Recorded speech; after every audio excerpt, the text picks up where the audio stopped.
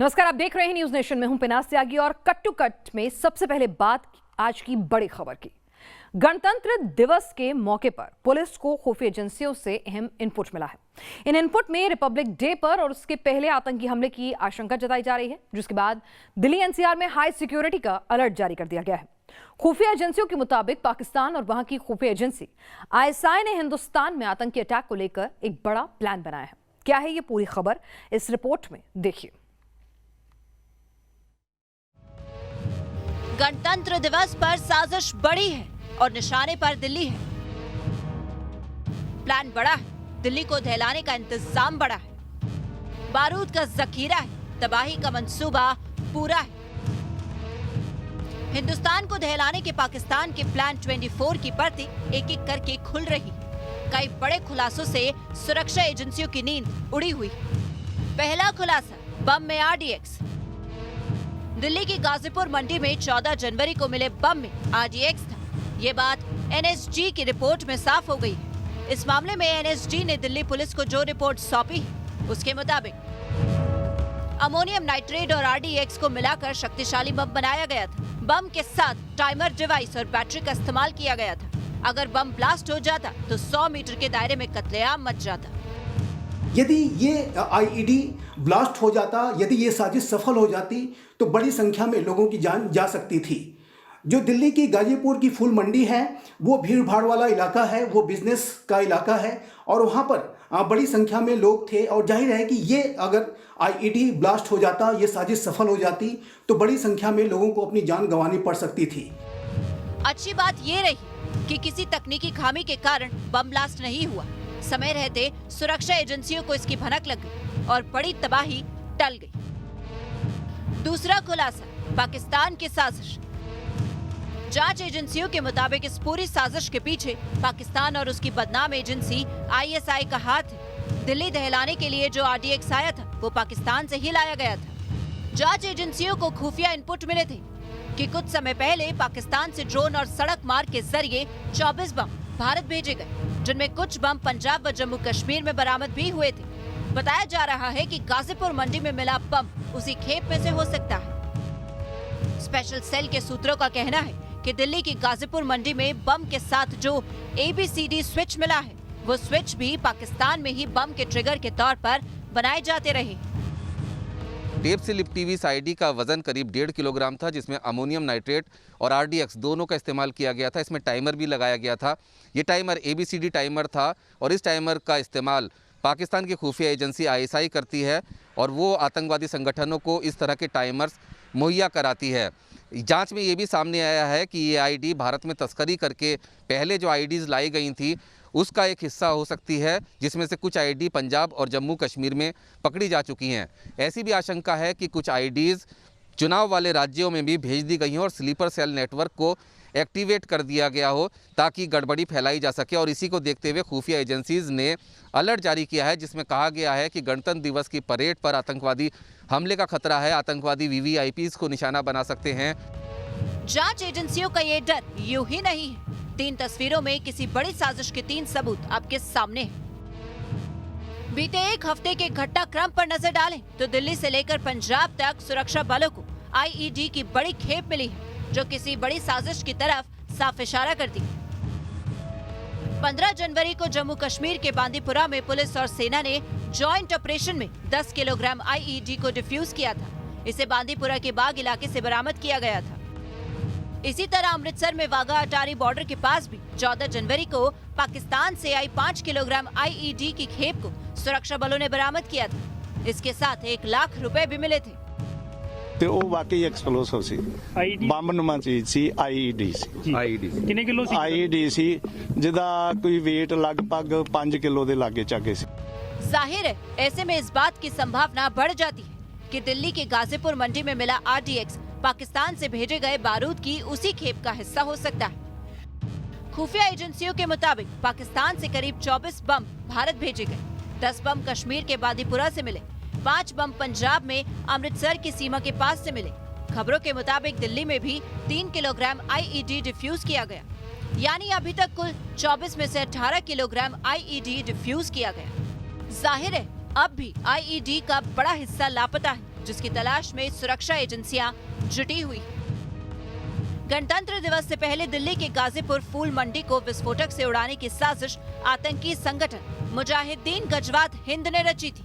Al Qaeda से जुड़े आतंकी संगठन मुजाहिदीन गजवात हिंद ने टेलीग्राम पर एक लेटर भेजकर इस आईईडी हमले की जिम्मेदारी ली, लेकिन खतरा टला नहीं है। यही कारण है कि 26 जनवरी को लेकर आईबी ने अलर्ट जारी किया है। आईबी ने दिल्ली पुलिस को 9 पन्नों का अलर्ट भेजा है। 26 जनवरी की परेड में आतंकी हमले की आशंका जताई गई है। आईबी ने ड्रोन हमले की आशंका जताई है। खुफिया एजेंसियों के मुताबिक आतंकी भीड़ भाड़ वाली जगहों पर हमला कर सकते हैं, यानी गणतंत्र दिवस के मौके पर सावधानी जरूरी है। दिल्ली से अवनीश चौधरी और रुमानुल्लाह खान के साथ टीम न्यूज नेशन। और अब बात सियासत की। यूपी और पंजाब में सियासी दल अपनी अपनी रणनीति को धार देने में जुटे हुए हैं। पंजाब की 117 विधानसभा सीटों पर अब 14 की जगह 20 फरवरी को वोट डाले जाएंगे। पंजाब में चुनाव की तारीखों के ऐलान के बाद से ही अलग अलग डेरों में नेताओं का डेरा जमने लगा है। सवाल ये कि भाई आखिर पंजाब चुनाव में डेरों की क्या भूमिका रहने वाली है और डेरा फैक्टर इस बार कितना कारगर होगा? पंजाब में डेरा किसकी सरकार बनवाएगा? इस रिपोर्ट के जरिए समझने की कोशिश करें। चुनाव कोई भी हो, राजनीतिक दल कोई भी हो, पंजाब में सबका एक ही राजनीतिक ठिकाना होता है और वो है पंजाब के डेरे। पंजाब की ये तस्वीर किसी चुनावी सभा की नहीं है, लेकिन इसे राजनीति से अलग करके भी नहीं देखा जा सकता। सलाबतपुरा में डेरा सच्चा सौदा के दूसरे मुखी शाह सतनाम जी का जन्म दिवस मनाया गया, तो बड़ी संख्या में अनुयायियों के अलावा सभी राजनीतिक दलों के नेता भी पहुंच गए। जिथों तक पोलीटिकल लोगों का सवाल है, पोलीटिकल लोग काफ़ी आए सीगे। पता लगे कि साध संगत दे नाल मिल के और सारिया पार्टियां दे लोग उत्थे आए सीगे। कांग्रेस दे भी सी, अकाली दल दे भी सीगे और आम आदमी पार्टी दे भी लीडर सीगे। डेरा सच्चा सौदा के प्रमुख राम रहीम साल 2017 से रोहतक की सुनारिया जेल में बंद है। बावजूद डेरे में अनुयायियों की कमी नहीं है और यही कारण है कि डेरे में नेताओं की भागम भाग लगी हुई है। दरअसल पंजाब में डेरावाद फैक्टर हर चुनाव में अपनी बड़ी भूमिका निभाता है। जब डेरों के लाखों अनुयायी एक तरफ वोट करते हैं तो पंजाब में राजनीतिक उथल पुथल होती है। अब डेरा ने भी ये स्पष्ट कर दिया है कि जो हमारे खिलाफ चल रहे हैं हम उनको सपोर्ट नहीं करेंगे, जिससे जो डेरा है वो देखो मालवा में उनका थोड़ा बहुत आधार है, जिसकी वजह से डेरा या तो बीजेपी को सपोर्ट करेगा या अकाली दल को। कुछ सीटों पे अकाली दल को करेगा, कुछ बीजेपी को करेगा और इसका फायदा अकाली दल को भी होगा, इसका फायदा बीजेपी को भी होगा। कुछ आंकड़ों को देखिए और समझिए कि पंजाब में डेरों का सियासी दखल किस हद तक है। पंजाब में 10,000 से ज्यादा डेरे हैं, जिनका काफी सामाजिक महत्व है। 117 विधानसभा सीटों में से 93 सीटों पर डेरों का प्रभाव बताया जाता है। राज्य में ऐसे डेरों की संख्या 300 से ज्यादा है, जो चुनाव पर सीधा असर डालते हैं। यही वजह है कि चुनाव आते ही डेरों में नेताओं का आना जाना बढ़ जाता है। एक और दिलचस्प आंकड़ा देखिए, पंजाब में वोटरों की संख्या करीब 2 करोड़ 12 लाख है। बताया जाता है कि इनमें से करीब 53 लाख लोग यानी लगभग 25% लोग डेरों से जुड़े हुए हैं। राज्य में डेरों की करीब 1,13,000 शाखाएं हैं, जो 12,000 से ज्यादा गाँव में है। मतलब साफ है कि अगर डेरों को साध लिया तो सियासी हित भी सध जाते हैं। जहां तक राम रहीम के डेरा सच्चा सौदा का सवाल है, तो ये सबसे मशहूर डेरों में से एक है, जिसके भारत में 6 करोड़ अनुयायी हैं। पंजाब के मालवा में 35 से 40 सीटों पर इसका प्रभाव माना जाता है। अजे कुछ नहीं कह सकते, कल्ले कल्ले उम्मीदवार नूं देना है, एक धर नूं देना है या कोई फैसला ही नहीं करना, ये अजे कुछ नहीं कह सकते। डेरों का पंजाब की राजनीति में वर्चस्व शुरू से ही रहा है। कुछ दूसरे डेरों की बात करें तो डेरा राधा स्वामी का प्रभाव पंजाब की 10 से 12 सीटों पर माना जाता है। नामधारी का प्रभाव माझा की 2 से 3 और मालवा की 7 से 8 सीटों पर है। इसके अलावा 27 देशों में फैले निरंकारी समुदाय का असर मालवा की 3 से 4 और माझा की 2 से 3 सीटों पर माना जाता है।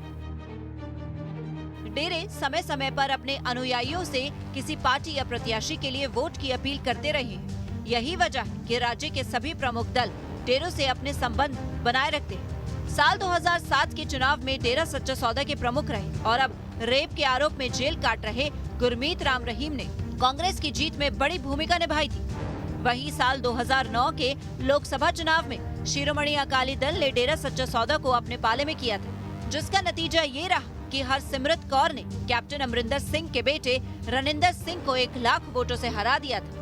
कम से कम 40-50 सीटें ऐसी हैं जहां दलित भाईचारे का बहुत ज़्यादा दबाव रहता है और उनकी वोटों की गिनती काफ़ी ज़्यादा है, तो वो 40-50 सीटों को सीधा प्रभावित करते हैं। खास करके जो दोआबा की बेल्ट है, फरीदकोट का कुछ एरिया है, कुछ एरिया और हैं जहां दलित भाईचारे की वोट बहुत ज़्यादा है, तो उसका तो प्रभाव रहते रहता है बिल्कुल पक्का। ये माना जाता है कि पंजाब में डेरों के फलने फूलने की एक बड़ी वजह सामाजिक भेदभाव है और इसीलिए इन डेरों के ज्यादातर अनुयायी समाज के तथाकथित निचले तबकों से आते हैं। इन डेरों के हजारों अनुयायियों के वोटों को कोई भी राजनीतिक पार्टी खोना नहीं चाहती और इसीलिए चुनावी मौसम में डेरों की अहमियत कई गुना बढ़ जाती है। Team news nation. और उत्तराखंड की सियासत में इन दोनों हरक सिंह के आंसू सुर्खियां बटोर रहे हैं। हरक सिंह के साथ खेला हो गया, बीजेपी से निकलने के बाद खूब रोए, लेकिन कांग्रेस में कैसे झमेला हो गया और हरक सिंह कहीं के न रहे, देखिए। न खुदा ही मिला, न विसाले सनम, न इधर के रहे और न उधर के रहे। उत्तराखंड के दिग्गज नेता हरक सिंह के ये आंसू फिलहाल तो शायद यही बयां कर रहे हैं, क्योंकि वो बीजेपी से 6 साल के लिए निष्कासित किए जा चुके हैं और कांग्रेस ने उन्हें अभी तक शामिल नहीं किया है। अब हालत ये है कि दिल्ली में पिछले 2-3 दिन से डेरा जमाए हरक सिंह रावत के आंसू रुकने का नाम नहीं ले रहे। मार्च को जब रिजल्ट खुलेगा तब इनको बताएं, तब इनको एहसास होगा इनसे कितनी बड़ी गलती हुई है। किसी के मन को नहीं दुखाना चाहिए कभी। अच्छा नहीं किया इन्होंने, क्योंकि मैं सोचता था कि सारे कड़वे घूर पे के भी मैं भाजपा में रहने के लिए तैयार था।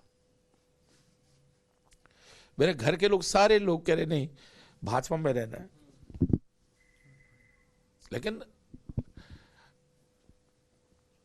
पता नहीं क्यों इनके दिमाग में अब बहाना बना रहे कि सब तो टिकट मांग, कहां टिकट मांग रहे, कौन सी टिकट मांग रहे थे।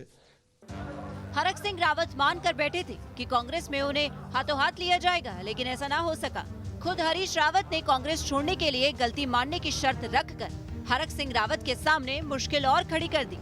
इस बीच हरक सिंह रावत ने मंगलवार को ये कहकर गेंद हरीश रावत के पाले में फेंक दी कि वो उनसे 100 बार भी माफी मांग सकते हैं, जिसके बाद उनके जल्द से जल्द कांग्रेस में शामिल होने की अटकलें लगाई भी जा रही हैं। लेकिन ये भी सच है कि उत्तराखंड में कांग्रेस के कई नेताओं के बयान उनके खिलाफ आ रहे हैं। इन्होंने जिन कामों को शुरू कराया क्या वो खत्म हुए? रुद्रप्रयाग का सैनिक स्कूल आज भी रो रहा है, आज भी उसको कोई मान्यता नहीं है, कागजों में कहीं पर भी नहीं है। और 11-12 करोड़ में एक दीवार लगा करके 11-12 करोड़ का खुर्द-बुर्द हो गया है। लेकिन मैं इसको सरकारों का नकारापन समझूंगा कि जब ये भ्रष्टाचार के मॉडल आते हैं तो ऐसे व्यक्तियों को सजा मिलनी चाहिए और इनकी कार्रवाई, इन पर कड़ी कार्रवाई होनी चाहिए। कुल मिलाकर कहें तो हरक सिंह रावत इस वक्त अनिश्चितता के भंवर में फंसे हैं। हालांकि राजनीति के जानकारों की माने तो राजनीति अगर एक रंगमंच है तो हरक सिंह रावत उस रंगमंच के धुरंधर कलाकार हैं। सियासी मंच पर उनके किरदार अक्सर बदलते रहे हैं। सियासी संकट के सबसे कठिन समय में वो रुदाली दांव अपने आखिरी हथियार के तौर पर इस्तेमाल करते रहे। यही कारण है कि बीजेपी से निकाले जाने के बाद उन्होंने फिर से अपनी वही रुदाली दांव चला है।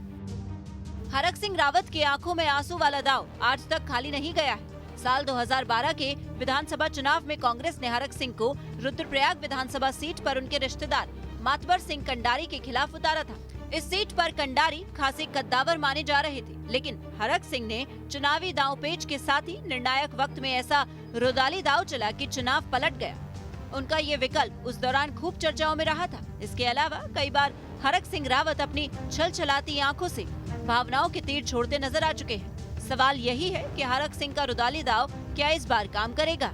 देहरादून से सुरेंद्र डसीला के साथ टीम न्यूज़ नेशन। अमेरिका के टेक्सास बंधक मामले में सनसनीखेज खुलासा सामने आया है। अमेरिकी सेना ने जिस पाकिस्तानी हमलावर को मार गिराया उसके तबलीगी जमात से कनेक्शन सामने आए, जिसके बाद आतंकवाद को पालने पोसने वाला पाकिस्तान एक बार फिर से बेपर्दा हो गया है।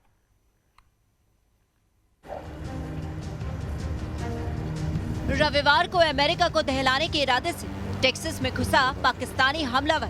भले ही मार गिराया गया हो, लेकिन उसकी पहचान ने आतंकवाद के मोर्चे पर पाकिस्तान को एक बार फिर बेनकाब कर दिया है। बंधक बनाने वाले बंदूकधारी की पहचान मालिक अकरम के रूप में बताई जा रही है, जिसके तबलीगी जमात से कनेक्शन सामने आए। वही तबलीगी जमात जिसे पाल पोस कर बड़ा करने में पाकिस्तान की अहम भूमिका रही और इसका इस्तेमाल अलकायदा आतंकवाद को बढ़ावा देने के लिए कर चुका है। तबलीगी जमात सुन्नी मुसलमानों का सबसे बड़ा संगठन है, जिस पर जमात की आड़ में आतंकवाद को पनाह देने का आरोप है। जमात की इन्हीं करतूतों की वजह से सऊदी अरब इस जमात पर पूरी तरह बैन लगा चुका है। यही नहीं, सऊदी अरब तबलीगी जमात को आतंकवाद का प्रवेश द्वार भी बता चुका है। सऊदी अरब के मुताबिक तबलीगी जमात का काम लोगों का ब्रेन वॉश करके उसे आतंकवाद की तरफ धकेलना है। खुद को मुसलमानों का ठेकेदार बताने वाले तबलीगी जमात पर सऊदी अरब ने नकेल लगाकर उसके पर उतरने का काम किया है। साथ ही मुस्लिम देशों को कड़ा संदेश देने का भी काम किया है। आतंकवाद को पनाह देने वाले इस जमात की कहानी भी जान लीजिए।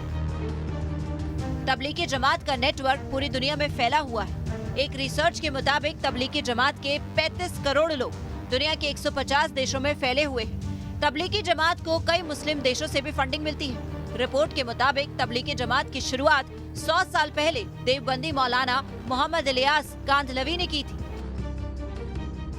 माना जाता है कि इस जमात का मकसद इस्लाम के बुनियादी सिद्धांतों को दुनिया तक पहुंचाना था, लेकिन इस जमात में पाकिस्तान ने आतंकवाद का रंग घोलने में अहम भूमिका निभाई। ये वही तबलीगी जमात है जिस पर साल 2020 में धर्म के नाम पर भारत में कोरोना फैलाने का आरोप लगा था।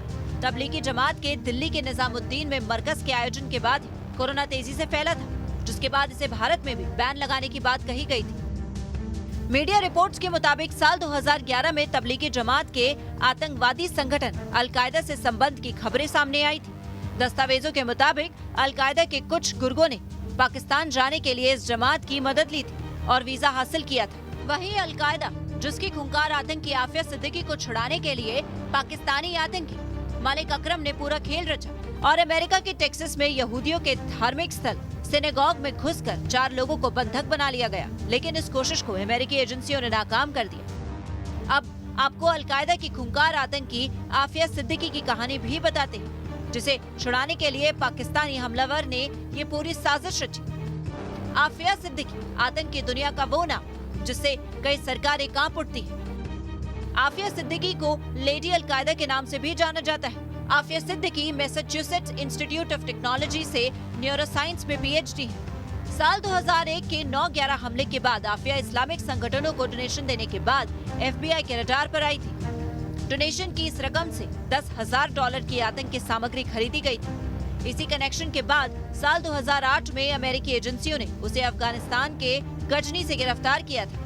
आफिया पर अमेरिकी सेना के अधिकारियों पर हमला करने और गोली मारने का भी आरोप है।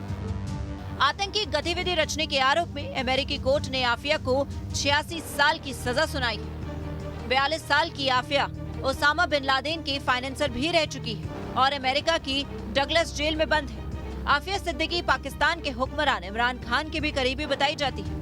इमरान खान आफिया की रिहाई के लिए अमेरिका से भी अपील कर चुके हैं। इतना ही नहीं, 2018 में पाक संसद में आफिया पर प्रस्ताव पास किया गया, जिसमें आफिया को डॉक्टर ऑफ द नेशन का खिताब दिया गया। वजह चाहे जो भी हो, लेकिन पाकिस्तानी आतंकी के मारे जाने और उसके तबलीगी जमात के कनेक्शन के बाद पाकिस्तान एक बार फिर आतंक परस्ती को लेकर दुनिया के सामने बेपर्दा हो चुका है। Team news nation. और आपने देखी देश और दुनिया की वो खबरें जो जानना समझना आपके लिए जरूरी था। खबर कट टू कट में आज के लिए बस इतना ही।